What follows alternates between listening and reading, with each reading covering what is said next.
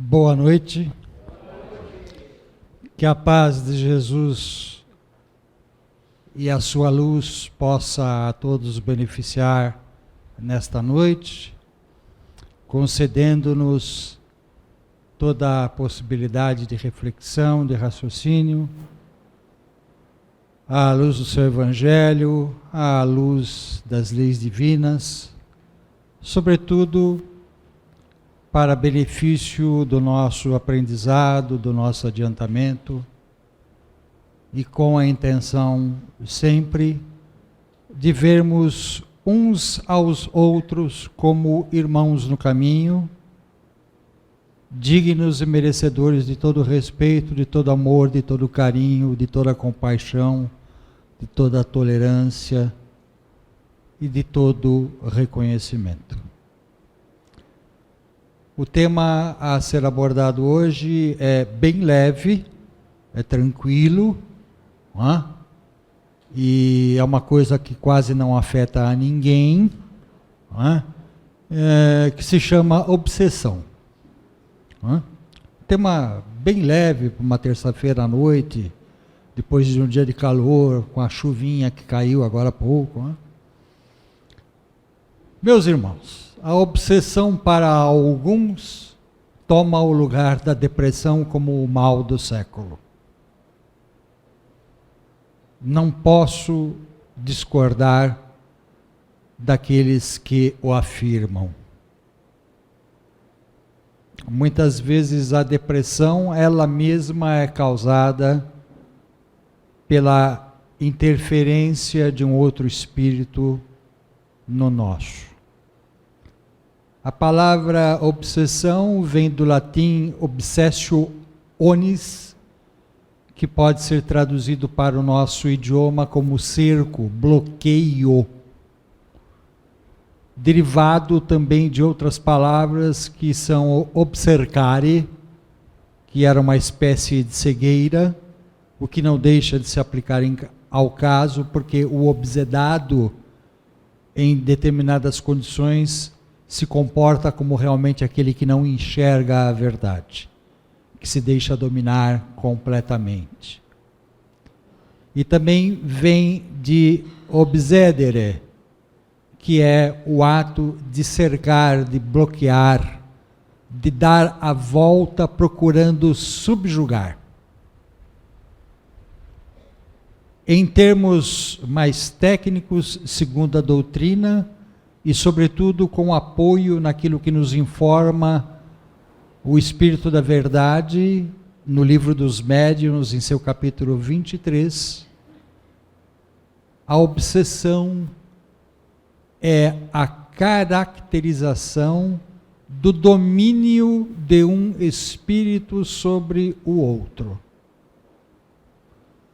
Normalmente nós imaginamos que esse domínio se dê de desencarnado para encarnado.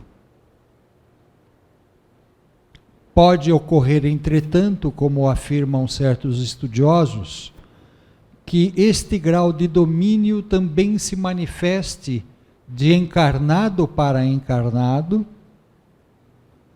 assim como de encarnado para desencarnado. E o que causaria este fenômeno espiritual de domínio de um espírito sobre outro? As explicações são variadas. As origens podem ter muitas razões e fundamentos. Desde o prazer que o espírito obsessor tem em causar o mal a alguém, até os casos em que isso se dá por desorientação do espírito obsessor, que se encontra desequilibrado, em falta de harmonia, muitas vezes até desconhecendo a sua verdadeira realidade, até aqueles casos mais profundos em que este domínio tem como origem o mal praticado em vidas passadas, com tamanha intensidade, com tanto desapego à caridade e ao bem fraterno, que chega a ultrapassar os limites de várias vidas. O obsessor pode ser uma vítima nossa no passado, à procura de vingança. Mas há casos também em que o obsessor, por se sentir desencarnado, quer através do obsedado experimentar determinados sentimentos ou sensações que na sua condição imaterial ele não consegue mais ter. Então ele toma como emprestado o corpo do obsedado para através dele ter essas sensações que lhe apraziam quando ainda em vida de relação. Há, portanto, inúmeras formas de se originar a obsessão. A obsessão, conforme está naquele capítulo mencionado, de número 23 do Livro dos Médiuns, se caracterizaria de forma principal em 3 modalidades: a obsessão simples, a fascinação e a subjugação. Pena que o limite imposto pelo tempo não nos possibilite o exame mais acurado, mais profundo de cada uma dessas modalidades, de forma então que me vejo obrigado a reduzi-las ao máximo compreensível. A obsessão simples chega a ser apenas um transtorno, apenas um incômodo, um atrapalhamento, se eu posso usar este termo, do obsessor para o obsedado, que, no entanto, tem toda a condição e a possibilidade de perceber esta influência externa e, através da oração, através da sua superioridade moral, vencer esse transtorno. É o transtorno que se caracteriza basicamente pela intervenção do obsessor, no sentido de que o médium ou a pessoa que ele objetiva não poder estabelecer comunicação com os espíritos que lhe são afins ou com aqueles para os quais ele busca maior aproximação. Seria, portanto, um mero mal-estar ultrapassável com a imposição de uma atitude fraterna por parte do obsedado, orando pelo obsessor e, através da sua superioridade moral, fazer com que este veja que está perdendo tempo, que não poderá mais exercer o seu domínio. Já a fascinação apresenta maior gravidade, porque na fascinação, através de ardis, através de engodos, da prática de atos dissimulados, os espíritos obsessores podem se apresentar sob as mais variadas personificações e, de tanto insistirem, acabam por convencer o obsedado que são aqueles espíritos que manifestam ser enganosamente. Não sendo raros aqueles espíritos que se apresentam ao obsedado como verdadeiras celebridades em todos os campos da humanidade, ou até mesmo apresentando-se como Jesus, como Maria de Nazaré, como Emmanuel, por exemplo.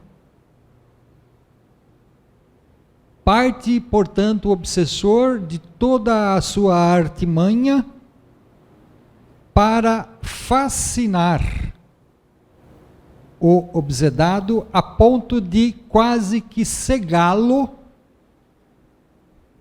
de sorte a fazê-lo acreditar que as mensagens do obsessor são as verdades mais incontornáveis da realidade e que ele deve propagá-las fielmente, sem ter a condição de perceber que, na verdade, está divulgando coisas absurdas, falando coisas absolutamente sem nexo, que não guardam qualquer contato lógico com a razão, fazendo, portanto, com que o espírito obsedado, o ser dominado pela fascinação, venha até cair em situações de ridículo, sendo desacreditado perante os seus pares,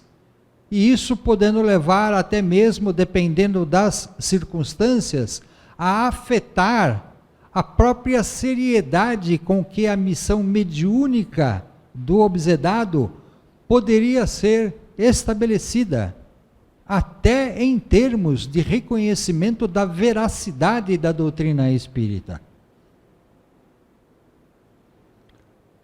O obsedado por fascinação, portanto, chega a um ponto de domínio em que o obsessor o faz influenciar para tomar atitudes e falar ou escrever coisas completamente fora de nexo, como se fossem as maiores verdades das vidas de cada um de nós. E a pessoa não tem condição, pelo domínio que lhe é imposto, de perceber esse domínio. E uma das maiores intervenções do espírito obsessor é justamente o de impedir que essa pessoa busque auxílio, ou seja ela também influenciada por espíritos ou por irmãos que, identificando a situação gravosa em que ele se encontra, possam querer ajudá-lo. Então nós percebemos, desde logo, que os casos de obsessão simples, que são meros transtornos, meros aborrecimentos, não podem de forma alguma ser comparados aos casos de fascinação, estes muito mais graves e que já trazem consequências bastante negativas para o obsedado. Mas quando chegamos a falar da subjugação, nós atingimos o limite máximo do domínio. Porque nas duas outras formas, a pessoa ainda conserva uma certa consciência, ainda guarda uma forma de se interiorizar e poder, através da oração e do auxílio fraterno, livrar-se daqueles males. Na subjugação, como o nome está dizendo, a pessoa do obsedado fica completamente privado do exercício da sua vontade. A única vontade que prevalece é a vontade do obsessor. E esta obsessão, através de subjugação, pode ser de expressão moral e até mesmo física. Moralmente, o obsedado passa a agir de uma forma extravagante, diferente de tudo o que a pessoa praticava até então, demonstrando que, na verdade, aquilo não corresponde com a sua natureza, com a sua personalidade, chegando a pôr a sua vida em risco ou cometendo os atos de maior desvario, inclusive em termos de sexualidade, em termos de vícios, em termos de desequilíbrio espiritual. Os antigos costumavam associar a palavra subjugação a um outro termo que atualmente é evitado pela doutrina espírita, que é a possessão. E por que evita-se usar o termo possessão e prefere-se usar subjugação? Primeiro, porque a subjugação nos traz a ideia do completo domínio que o espírito obsessor imporá ao obsedado. E, além disso, nós sabemos que o termo possessão, derivado de posse, não é exato quando nós falamos em termos de domínio de um espírito sobre o outro. Porque, na verdade, o obsessor não domina, ou melhor, não possui, corrigindo, não possui o espírito do obsedado, e nem nele se incorpora. Até mesmo aquela mediunidade que normalmente, popularmente é mais conhecida como de incorporação, não é exatamente o que o termo poderia indicar. Utiliza-se muitas vezes pela pobreza do nosso idioma e do próprio pensamento do homem na sua atualidade, certos termos que podem facilitar a compreensão, mas que não são em absoluto corretos sob um ponto de vista doutrinário ou técnico. O espírito não possui o outro em termos de tomar o lugar do outro ou ingressar dentro de outro. Isso é impossível. Mas a influência moral do obsessor, esta sim pode chegar a tal nível de dominação que excluirá do obsedado qualquer possibilidade de enfrentamento. Ele não resistirá. E ele chegará a praticar atos contrários à sua natureza e à sua personalidade, como já afirmei, assim como atos físicos inexplicáveis, muitas vezes beirando ou mesmo chegando às raias do suicídio.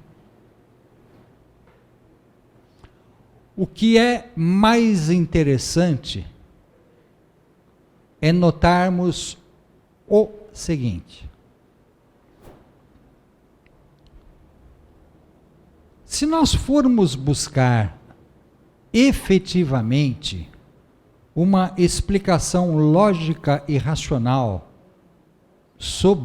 a respeito, acerca deste fenômeno espiritual, nós vamos fatalmente chegar à conclusão de que o domínio de um espírito sobre o outro, com a intenção de causar o mal, de causar prejuízo, é sempre devido a duas condições primordiais.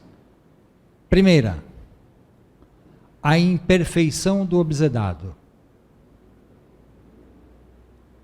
Segundo, os canais que ele abre de comunicação para com os espíritos que lhe podem obsedar.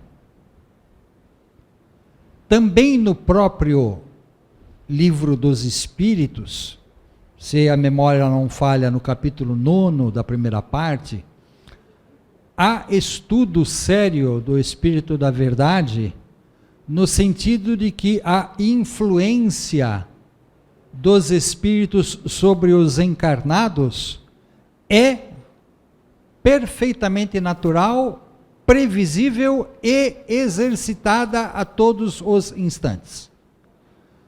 Porém, tanto quanto esta influência dos espíritos sobre nós encarnados pode ser para o bem, intuindo, orientando e inspirando com motivos nobres, dignificantes, também pode ocorrer que essa influência externa venha a ser praticada com o intuito de fazer sofrer o obsedado, causar-lhe mal, causar-lhe prejuízo.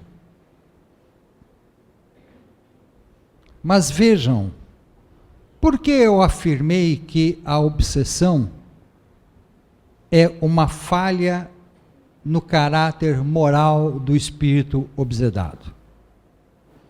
Por uma razão bastante simples. Os espíritos superiores jamais praticarão obsessão com relação a qualquer ser. Eles, quando muito, tentam influenciar para o bem. Tentam infundir na pessoa para a qual eles dirigem a sua atenção os pensamentos, as intuições, as orientações que sejam proveitosas ao adiantamento e ao progresso daquele ser. Se este espírito superior encontra obstáculos, teimosia da parte do espírito para o qual se dirige aquela intenção benfazeja, o espírito superior não forçará a pessoa de forma alguma a aceitar aquilo. Ele pura e simplesmente se afastará. É preciso nós termos sempre em mente que há uma lei, dentre tantas aquelas que foram criadas por Deus, a estabelecer uma relação entre os espíritos encarnados e desencarnados, que é a denominada lei de afinidade.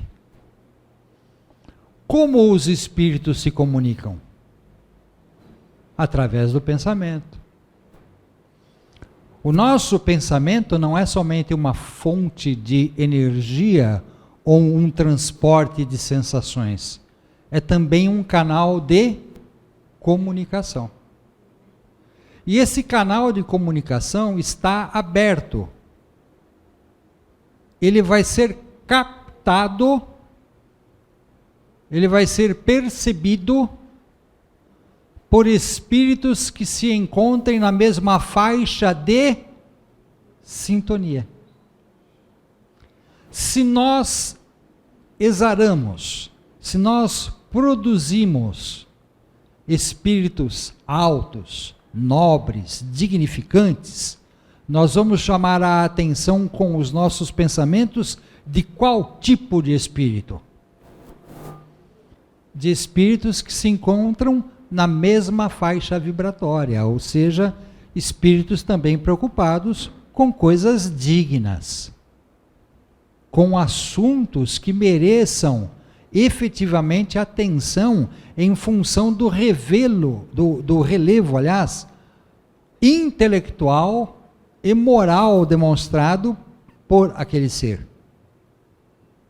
Se, no entanto, os nossos pensamentos são de baixa vibração, se são pensamentos puramente materiais, voltados, sobretudo, para as práticas mais inferiores da nossa condição humana, nós vamos chamar a atenção de quem?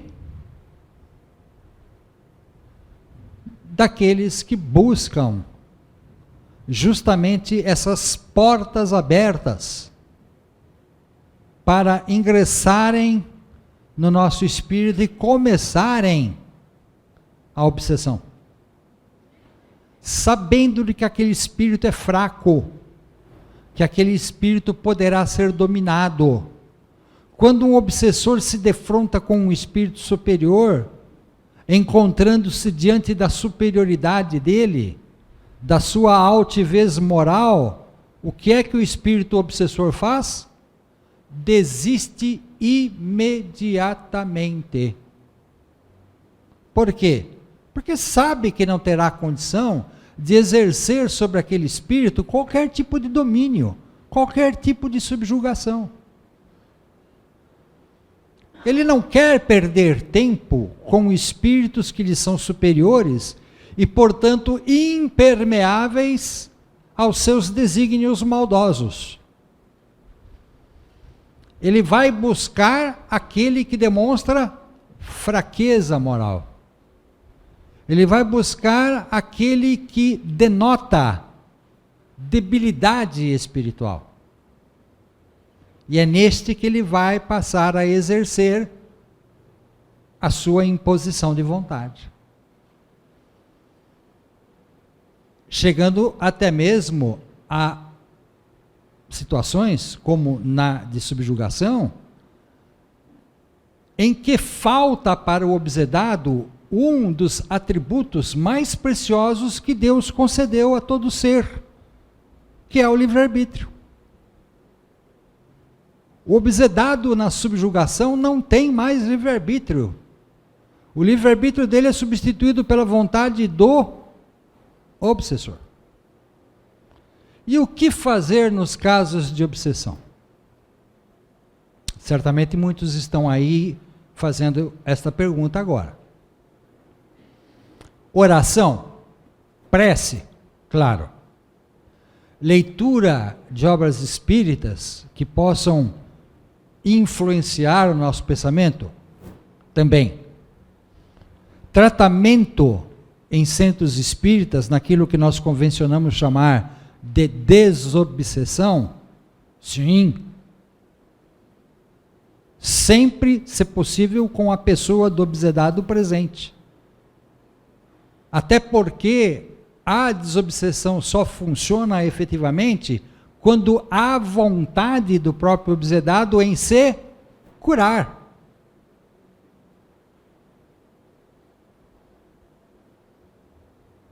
Notem, contudo, que falta aqui um elemento que é também muito poderoso. Eu falei da prece, mas não é a prece apenas para o obsedado, por parte dele mesmo e de outros. É a prece caridosa em função, em favor do obsessor, perdoando-lhe com sinceridade o mal que está sendo praticado, pedindo que a luz da espiritualidade possa envolvê-lo, fazendo-o perceber o mal que está praticando. Tentar, através da oração, fazer com que o espírito obsessor se certifique do mal que esteja praticando, e se estiver, concorde, pare com isso. Vá procurar o seu caminho, o seu perdão, a sua luz. Mas basta isto? Não. É importantíssimo que o obsedado pratique o Evangelho de Jesus. Não é o Evangelho no lar que a dona Neuza tão bem explicou antes. É a vivenciação efetiva daqueles mandamentos maiores que Jesus nos ensinou. Mas não apenas para sabermos intimamente, é para exercitarmos mesmo o amor a Deus acima de todas as coisas, ao próximo como a nós mesmos, e a prática da caridade sempre. Aquele que, mesmo sendo obsedado, põe em prática os mandamentos de Jesus, põe em prática o exercício do seu evangelho, acaba demonstrando e acaba convencendo o obsessor de que ele não pode mais ser vítima do seu domínio, de que ele está se livrando da sua vontade.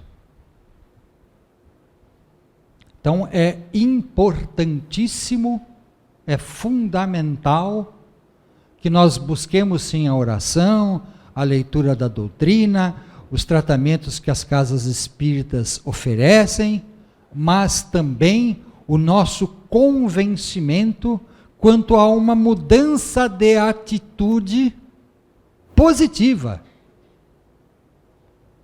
buscando atender aos ensinamentos de Jesus, formando em torno de nós, com essa prática, uma espécie de armadura, de campo de proteção, que fará com que, aos poucos, a obsessão perca o seu lugar.